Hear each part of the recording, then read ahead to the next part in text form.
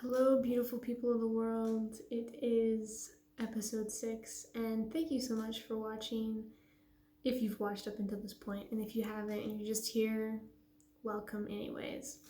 So, in this episode, I'm going to be going into April of 2019. So, we've done January was the March for Life, Mike Pence. March 2019 was Australia, and all of that. And now we're in April of 2019. In April of 2019 into May were 2 months of 2019 that definitely shaped where I am today, for sure. So I'm going to go back just a tiny bit more to October of 2018 first to give you a bit of context and insight as to why I made the choices I did in April of 2019. So in October of 2018, I was going to be going to a Pregnancy Resource Center gala. It was a fundraising gala, and it was in October, so it was like a costume theme type thing. And I was inspired by Joy Villa's dress that she wore to the Grammys. It's a pro-life dress that she painted, and I just love the idea of how unique and creative this was and how she was able to make an impact where she went by wearing this dress. And so I decided to go on a little thrifting adventure and find a dress to paint. And I did, and I wore it, and it was super fun and it was super great. And then I kind of just stopped thinking about it. Like, I just didn't give it much thought much more. But then fast forward back to April of 2019, I was going to a fundraising gala for Students for Life of America in Denver, Colorado, and I needed something to wear. And I was like, what if I made my own, like, not an inspired version, but my own pro-life dress that had its own unique message, that could start conversations and just be different and unique. And so that's when I created my Equal Rights dress, which has a long quote about what I stand for as a pro-life activist in terms of standing for the equal rights of preborn people. And it took me many hours to create, and it was a lot, but it was super great. It was super fun, and I was able to wear it at this gala in Denver. And it was there at this gala that Kristen Hawkins, president of Students for Life of America, was there, and she commented on the dress and said basically that she wanted one to wear to the New York City Students for Life gala that was like, I think it was like a week and a half away or 2 weeks away. And so 2 weeks later, board a plane to New York City, and I go straight from the airport to a hotel where I get the dress that Kristen wants me to paint. And just a couple hours before this gala is supposed to start that night, I'm in this hotel room bringing my paint, my brushes, and I paint for Kristen what I call the pro-life generation life dress. And so it's the tagline of Students for Life about, abolishing abortion and being the pro-life generation that does that. And that night was incredible. I was attending the event as well, and also painted my own life dress that was red, and it had red paint. It was a black dress with red and white paint on it that was the design of the classic quintessential I Heart New York City logo, except I changed it to be I Heart and Fighting Infanticide, because at the time New York City was doing all kinds of insane things with legalizing infanticide. And so I wanted to make a statement against that while I was there.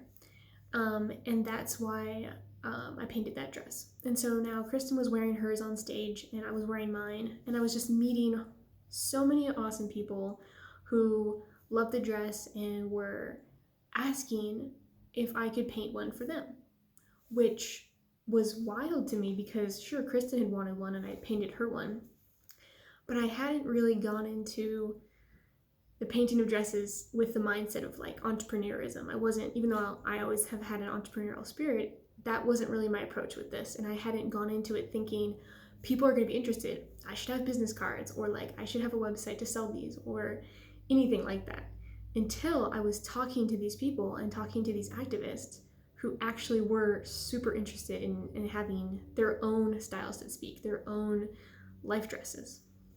And so, of course, at the time, life dress wasn't even a concept. It wasn't a title. It wasn't a name of an organization.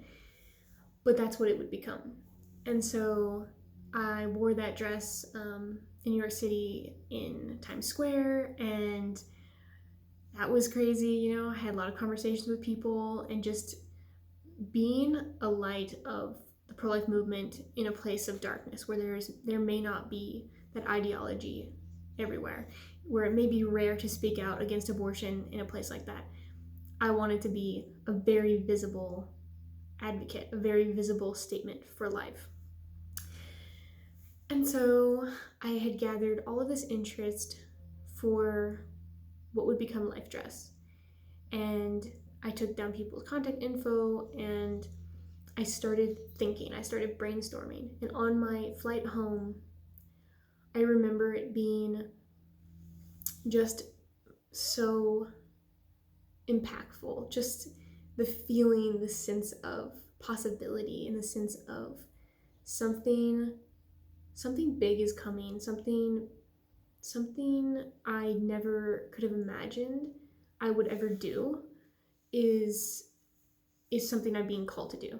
And God is calling me to a purpose that I would have never imagined for myself. Because here's the thing. I have always loved art. I have always loved design. I have always loved drawing. And I was a graphic design major in high school. But I always hated painting.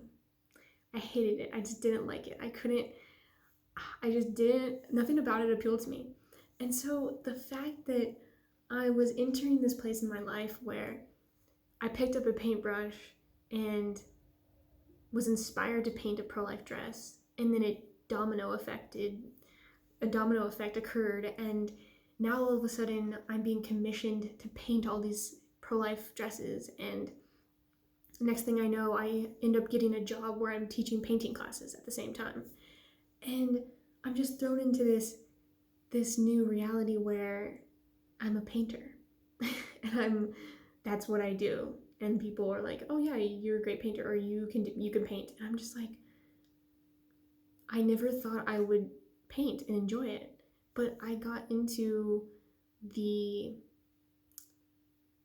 passion for the human rights movement and the pro-life movement allowed me to set aside any reservations I had about this art form and recognize that this was something that, even though I had initially disliked and initially thought I wasn't good at and that I couldn't do and that I would never want to spend my time doing, all of a sudden I was incredibly inspired to do it, and I was incredibly motivated to paint. And before long, I fell in love with it, and I just loved painting ever since. And so yes, so there's so much to say as far as how Life Dress really got started. But those three galas, I should say, were really what propelled Life Dress to be what it is today. And the people that took a risk with me and like allowed me to paint their dresses and wear on stage, and just all the people who were willing to support what I was doing and support the vision that I had. Because, you know, I did have people who doubted me and who were like, what, like, how is art gonna do anything? Like, how is painting a piece of clothing gonna change the world? Like, you know, just this negativity. And I never let that bother me because I just had this sense that I was doing what I was supposed to do. And so ever since then, you know, there's logistical things I could talk about. You know, I started the website, I opened the shop, and I put some investment into buying, inventory for the kind of clothing I wanted to paint and sell. And I'm going to talk more about this in a future video about, some of the aspects of life dress that make it unique, as far as being anti-fast fashion, to ultimately take down the human trafficking industry, and of course the abortion industry. I'll save that for another video. But I always wanted to keep in mind the purpose of life dress and to never let how I started it get away from me. I never wanted to get to a point where I looked back and, I had changed the mission. The mission has always been the same, and I always want it to be the same. I want it to be an organization and a business that operates under not only the guidance of God, but under the guidance of the truth and the value of human life, and the ultimate goal of starting conversations that have a real impact, and starting conversations with what we wear and the styles that we wear, to speak for life, to give a voice for the voiceless, to give a platform for the preborn, to give the opportunity for those who are disenfranchised and marginalized and silenced to be heard.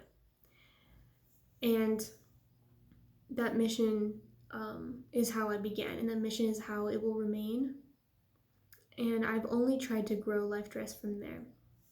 So that is a bit about how I started Life Dress. And ever since 2018 for that gala, and then onward, I have not ever stopped Life Dress. I've never stopped working towards making it better and making connections with other activists and partnering with them and doing giveaways and, all of these different things to try to build my engagement and build up the pro-life generation with this pro-life art and this creativity.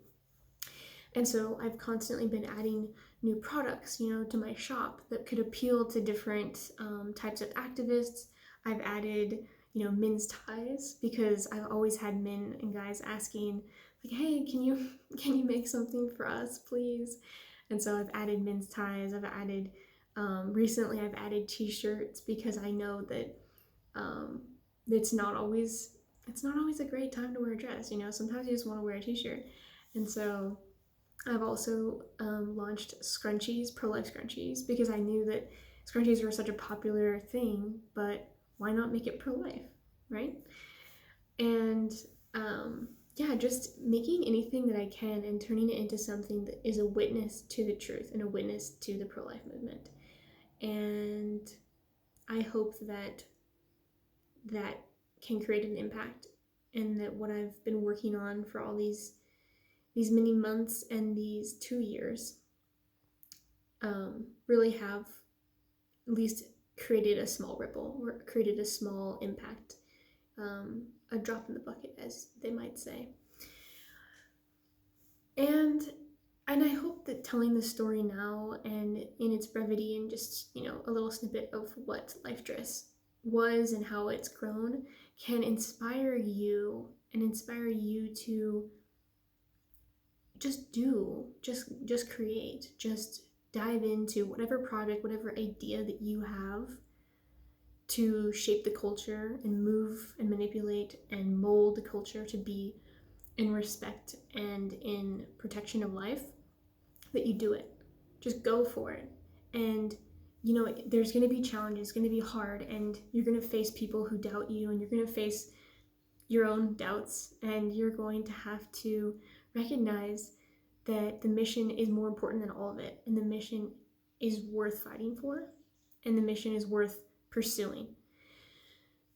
So, thank you for listening to this story about how I launched lifedress.org, and I launched this ministry and this mission to advance the pro-life movement through art and through creativity. And I hope that if you have a similar passion, or just another kind of passion, that you also pursue it in the name of the pro-life movement. So thank you for listening, and I will see you in the next episode.